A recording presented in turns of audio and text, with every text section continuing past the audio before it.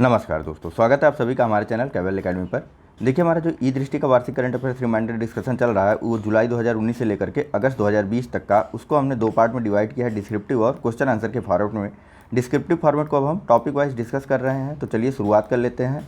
शुरुआत करने से पहले जो मित्र नए हैं वह हमारे चैनल को सब्सक्राइब कर लेंगे और साथ ही साथ बेल आइकन के निशान को भी जरूर से दबा देंगे। चलिए बात करते हैं सबसे पहले ग्रैमी अवार्ड्स 2020 के बारे में।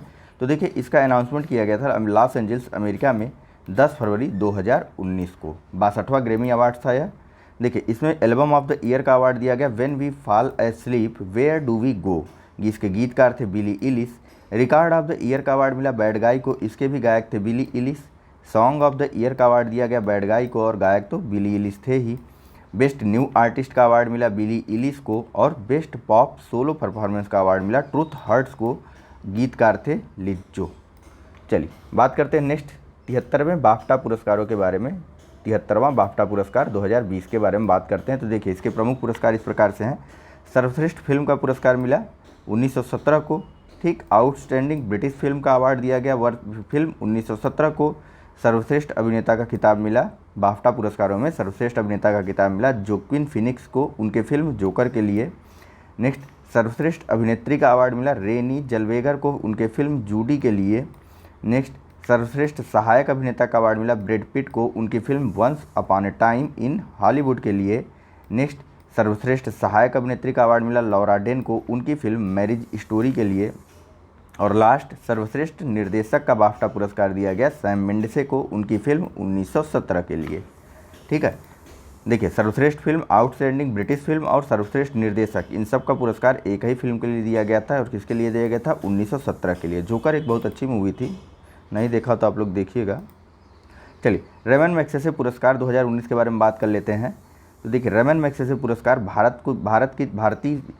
भारतीय व्यक्ति में अगर देखा जाए तो रवीश कुमार जी को मिला रेमन मैग्सेसे पुरस्कार 2020। दक्षिण कोरिया के किम जोंग किंग को यह पुरस्कार मिला। कोन स्वे विन को यह पुरस्कार मिला, म्यांमार के हैं यह। अंग खान को रेमन मैग्सेसे पुरस्कार 2019 मिला। अंग खाना नीला पाए जीत को, जो कि थाईलैंड से संबंधित है। और सबसे लास्ट में पाँचवें नंबर पे कौन आता है? पाँचवें नंबर पे है रेमुंडो पुजाते काया बयाब, यह फिलीपींस के हैं। इनको भी रेमन मैग्सेसे पुरस्कार 2019 दिया गया, ठीक है। रवीश कुमार का नाम याद रखिए, इम्पॉर्टेंट है, और बाकी इनका नाम भी आप थोड़ा सा देख लीजिएगा। चलिए नेक्स्ट, प्रमुख फिल्म साहित्य अकादमी पुरस्कारों की पहले बात कर लेते हैं, फिर फिल्म पुरस्कारों की बात करेंगे। तो देखिए, साहित्य अकादमी पुरस्कार 2019 मिला हिंदी भाषा के लिए नंद किशोर के कविता संग्रह छिलते हुए अपनों को, ठीक है। नेक्स्ट, अंग्रेजी भाषा के लिए यह पुरस्कार मिला, साहित्य अकादमी पुरस्कार 2019 मिला केंद्रीय मंत्री एवं लेखक जो शशि थरूर जी हैं, जो कांग्रेस के मंत्री रह चुके थे पूर्व, उनको मिला उनके 71 गद्य एन एरा ऑफ डार्कनेस के लिए, ठीक है। एन एरा ऑफ डार्कनेस आपसे पुस्तकों के संबंध में पूछा जा सकता है, यह किसकी बुक है? तो यह बुक है शशि थरूर की।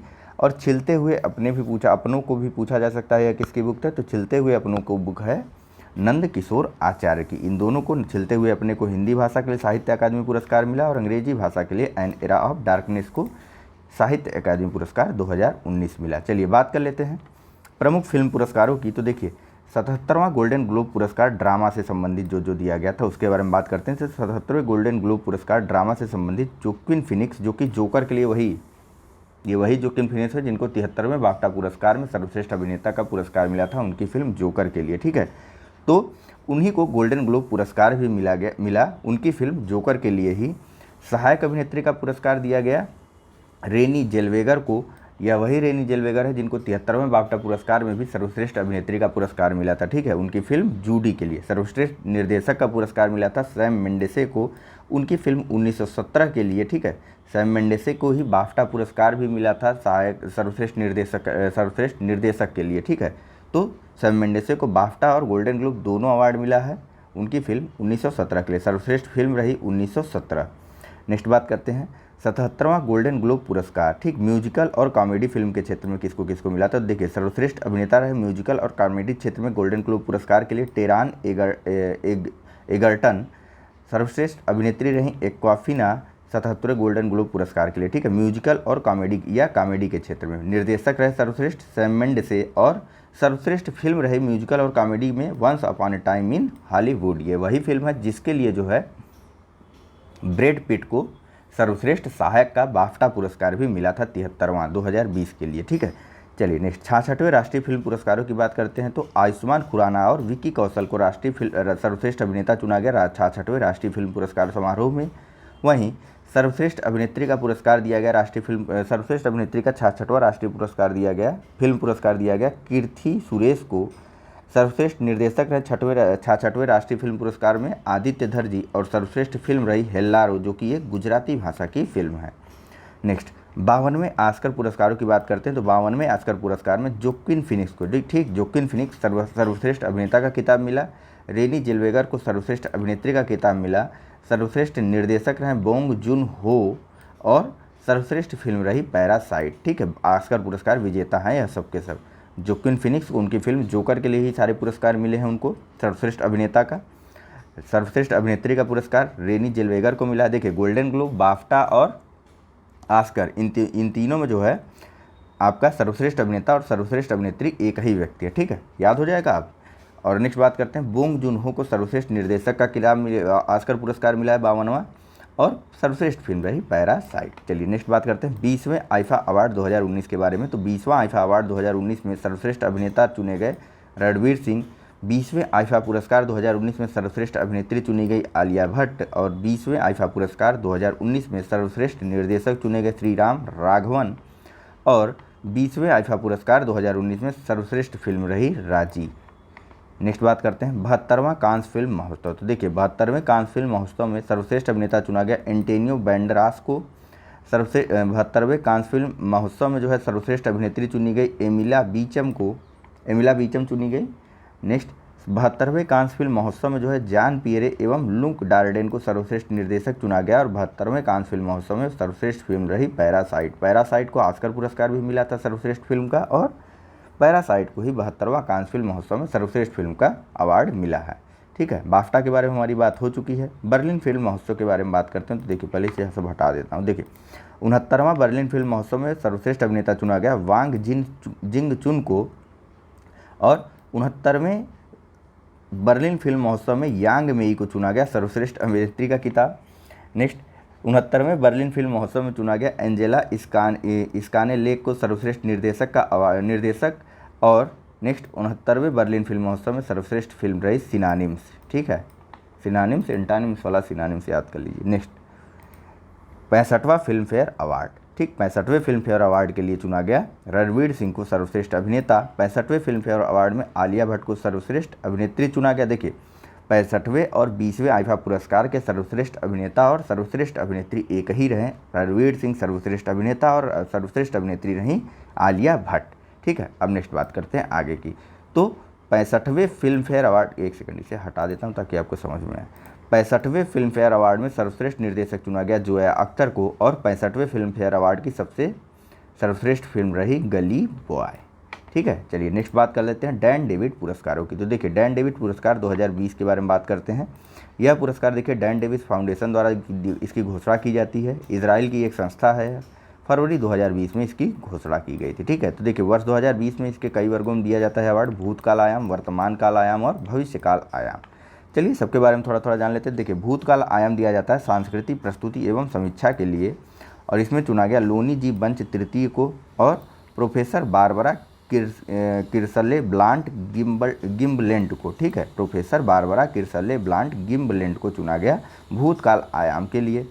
डैन डेविड का पुरस्कार इनको मिला। ठीक है, नेक्स्ट बात करते हैं वर्तमान काल आयामों के लिए। यह दिया गया लैंगिक समानता के लिए, तो यह इंपॉर्टेंट है, थोड़ा याद रखिएगा। इसमें भारत की एक प्रोफेसर गीता सेन है, इनको भी यह अवार्ड मिला, और प्रोफेसर डेबरा डिनीज को भी यह अवार्ड डैन डेविड पुरस्कार 2020 मिला है। ठीक है, नेक्स्ट बात करते हैं भविष्यकाल आयामों को लेकर के। तो यह जलवायु परिवर्तन के मुकाबले पर केंद्रित था, और बात की गई थी आर्टिफिशियल इंटेलिजेंस की। इसमें यह पुरस्कार दिया गया डेमिस हम्बिस को और प्रोफेसर अमनोन सासुआ को। ठीक है, यह भारतीय नहीं है, अमन मत ले लीजिए, अमनोन है।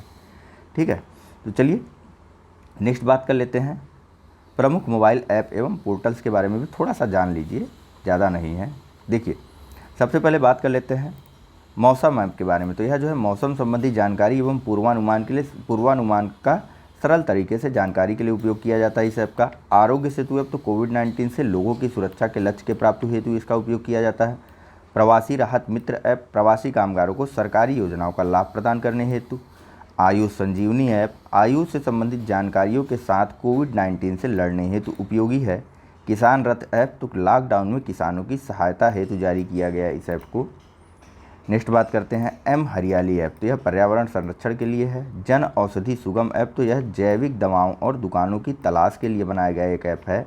वीर परिवार ऐप, तो जो शहीद सीआरपीएफ के जवान हैं उनके परिवारों को सरकार की ओर से उनके परिवारों के लिए सरकार की ओर से शुरू की गई कल्याणकारी योजनाओं पेंशन संबंधी लाभों को जारी करने के संबंध में यह ऐप सूचना प्रदान करता है। ठीक है, सीआरपीएफ के शहीद जवानों के परिवारों की मदद के लिए। ठीक है, कि उनके लिए कौन कौन सी कल्याणकारी योजनाएं चल रही हैं, कौन कौन से पेंशन संबंधी लाभ चल रहे हैं, आदि सबकी सूचना वीर परिवार ऐप पर मिलती है।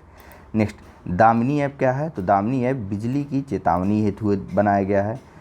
PMAYU ऐप क्या है? तो प्रधानमंत्री आवास योजना। ठीक है, प्रधानमंत्री आवास योजना के तहत जारी आवास योजनाओं की प्रगति रिपोर्ट की जानकारी हेतु इस ऐप को बनाया गया। अर्बन है यह, यू का मतलब। ठीक है, नेक्स्ट, खेलो इंडिया ऐप का क्या काम है? तो देखिए, खेलो तथा स्वास्थ्य के प्रति लोगों को जागरूक बनाने हेतु इसको बनाया गया या डेवलप किया गया। नेक्स्ट, ई धरती ऐप के बारे में जान लीजिए। तो ई धरती ऐप है भूमि संबंधी आवेदन व सरकार द्वारा संपत्तियों के कुशल प्रबंधन। नेक्स्ट और लास्ट, दीक्षा पोर्टल शिक्षकों हेतु जीवन शैली डिजिटल बनाने के लिए। ठीक है, तो चलिए नेक्स्ट हम बात करेंगे अगले लेक्चर में कुछ और पुरस्कारों के बारे में। लास्ट है ICC और ESPN अवार्ड्स के बारे में बात करेंगे। इसके बाद समितियां हैं, जल्दी यह ख़त्म होने वाला है। चलिए, thank you very much for discussion. Subscribe करते चलिएगा।